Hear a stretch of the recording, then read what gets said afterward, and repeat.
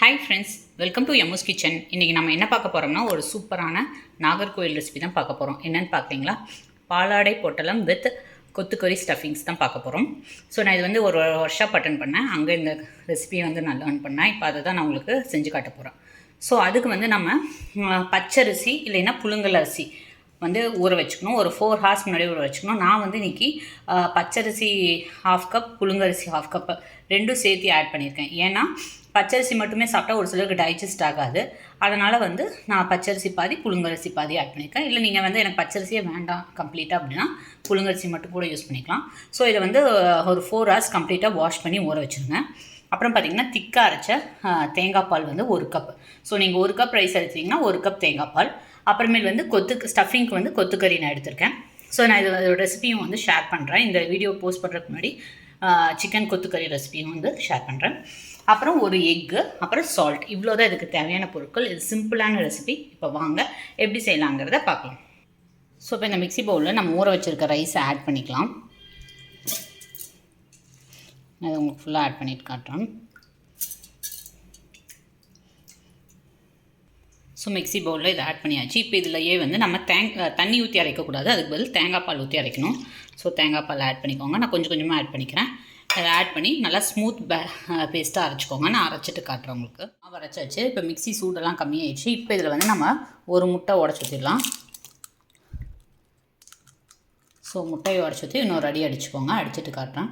So அரைச்சாச்சு. இதை வந்து நம்ம பவுலுக்கு ட்ரான்ஸ்ஃபர் பண்ணிடலாம். ஸோ பவுலுக்கு ட்ரான்ஸ்ஃபர் பண்ணியாச்சு. இப்போ இதுக்கு தேவையான அளவு உப்பு.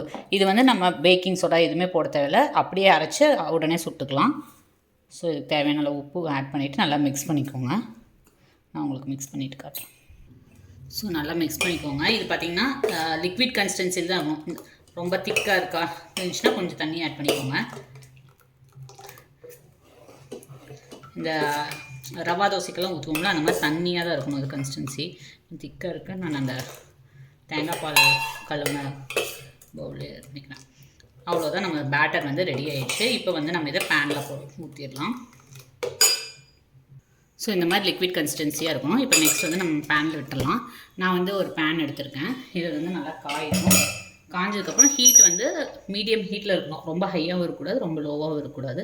அப்போ வந்து நம்ம ட்ரிசில் பண்ணுற மாதிரி ஊற்றிட்டு இப்படி இப்படின்னு சுற்றி விடணும். அப்போ தான் வந்து இது அந்த பொட்டலம், பாலாடை பொட்டலம் வந்து கரெக்டாக வரும். இது கொஞ்சம் ஹீட் ஆகட்டும். ஸோ இப்போ வந்து ஹீட் ஆகிடுச்சுன்னு பார்க்கலாம். இப்போ நல்லா ஹீட் ஆகிடுச்சு. இப்போ வந்து நல்லா துடைச்சிட்டு நல்லா கம்ப்ளீட்டாக லோ வச்சுக்கோங்க. வச்சுட்டு இப்போ நம்ம ஆப்பம் எப்படி ஊற்றுவோம் அது மாதிரி விடணும்.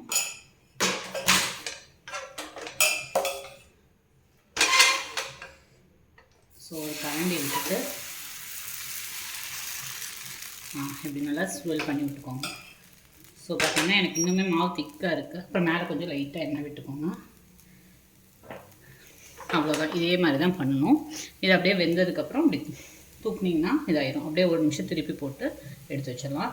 இது பார்த்திங்கன்னா இது கொஞ்சமே திக்காக தான் இருக்குது. இன்னும் கொஞ்சம் நம்ம தண்ணி ஊற்றி கன்சிஸ்டன்சி இது பண்ணிக்கலாம். ஸோ பாருங்கள், அப்படியே விட்டு வருதா, இது அப்படியே மெதுவாக திருப்பிடணும்.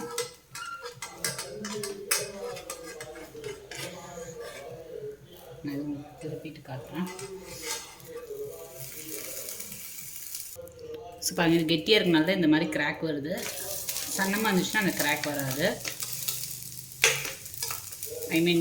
மாவு கன்சிஸ்டன்சி தண்ணியாட்டு இருந்துச்சுன்னா அந்த கிராக் வராது. இப்போ இது அப்படியே லைட்டாக வெந்ததுக்கப்புறம் இதை அப்படியே ஒரு பிளேட்டில் எடுத்து போட்டுருங்க. இந்த மாதிரி ஒரு 2-3 இது பண்ணிவிட்டு நான் உங்களுக்கு காட்டுறேன். ஸோ இப்போ இது வந்து இது மட்டும் வேகட்டும். இது வந்து ஸோ இதை அப்படியே எடுத்து ஒரு பிளேட்டில் வச்சிடலாம். ஸோ இந்த மாதிரி ஒரு 2-3 இது பண்ணிக்கலாம். நான் பண்ணிவிட்டு காட்டுறேன். ஸோ பாருங்கள், செகண்ட் விட்டாச்சு. இது கரெக்டாக வந்துருக்கு. லைட்டாக ஆயில் விட்டுக்கலாம். ஸோ நான் செகண்ட் ஒன்று இந்த மாதிரி போட்டேன். இன்னும் ஒரு 2 இது பண்ணிவிட்டு நான் உங்களுக்கு வந்து எப்படி வந்து ஸ்டஃப் பண்ணுறது அப்படிங்கிறத காட்டுறேன். பாருங்கள், மாவு திக்காக இருந்துச்சுன்னா இந்த மாதிரி ஹோல்ஸ் வரும். இன்னும் கூட தண்ணி நான் ஆட் பண்ணியிருக்கேன். நெக்ஸ்ட் இது பேட்டர் ஆட் பண்ணியாலும் கரெக்டாக வந்துடும். ஸோ பாருங்கள், தேர்ட் ஒன் வந்து பர்ஃபெக்டாக வந்துடுச்சு. அவ்வளோதான். பாருங்கள், இவ்வளோ சன்னமாக வந்துருக்கு. லைட்டாக ஆயில் விட்டு இதே மாதிரி ஒரு 2-3 பண்ணிக்கலாம். ஸோ பாருங்கள், நம்ம பாலாடை பொட்டலம் வந்து இவ்வளோ சூப்பராக நல்லா அப்படியே ரெடி ஆயிடுச்சு. அண்டு உள்ளார ஸ்டஃபிங்க்கு சிக்கன் கொத்துக்கறி அதுவும் ரெடி ஆயிடுச்சு. இப்போ இதை வந்து நம்ம எப்படி பேக் பண்ணுறதுன்னு பார்த்துடலாம். ஸோ நான் வந்து எடுத்துக்கிறேன். ஒரு பாலாடை எடுத்துக்கோங்க. அப்புறம் ஸ்டஃபிங் நடுவில்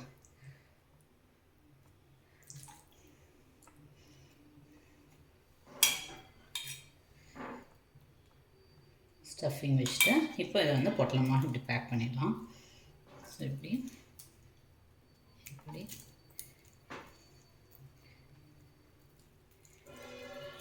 அவ்வளோதான். இதை வந்து நீங்கள் வந்து என்னது ஸ்ப்ரிங் ஆனியன்ஸோட இது இருந்துச்சுன்னா அதை வச்சு ட்ரை பண்ணிடலாம். எனக்கு இன்றைக்கி ஸ்ப்ரிங் ஆனியன் கிடைக்காதனால நான் என்ன பண்ணுறேன், ஒரு டூத் பிக்கை வச்சு இப்படி இது பண்ணிக்கிறேன், செட் பண்ணிக்கிறேன். ஸோ அப்போ வந்து அந்த பொட்டலம் வந்து பிரியாமல் இருக்கும். நம்ம சூப்பரான பாலாடை பொட்டலம் வந்து ரெடி ஆயிடுச்சு. இதே மாதிரி எல்லாமே பண்ணிவிட்டு நான் உங்களுக்கு காட்டுறேன்.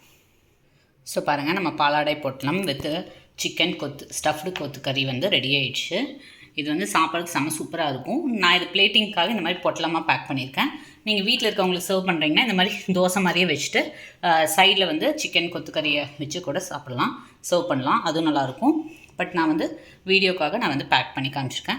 நீங்கள் டூத் பிக் வேணான்னா அதை ஸ்ப்ரிங் ஆனியன்ஸோட அந்த தண்டு இருக்குங்களா, அதை வந்து கட்டிக்கலாம். இவ்வளோ தான். ஸோ நம்ம சூப்பரான பாலாடை பொட்டலம் ரெடி.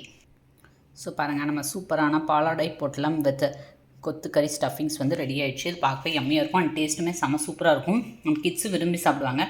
டக்குன்னு குயிக்காக ஒரு 1 ஹவரில் பண்ணிடலாம்.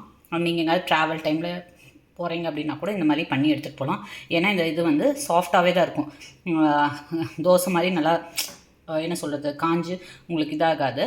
நல்லா டைம் ஆக நல்லா சாஃப்ட்னஸாக தான் இருக்கும். ரெண்டாவது உள்ளே இருக்க ஸ்டஃபிங் வந்து நல்லா ஊறி டேஸ்ட்டுமே நல்லாயிருக்கும். ஸோ நீங்களும் இந்த டிஷ்ஷை வீட்டில் ட்ரை பண்ணி பாருங்கள். உங்களுக்கு இந்த வீடியோ பிடிச்சிருந்துச்சுன்னா மறக்காமல் லைக் பண்ணுங்கள், ஷேர் பண்ணுங்கள், சப்ஸ்கிரைப் பண்ணுங்கள். பக்கத்தில் இருக்க பெல் ஐக்கானை ப்ரெஸ் பண்ணுங்கள்.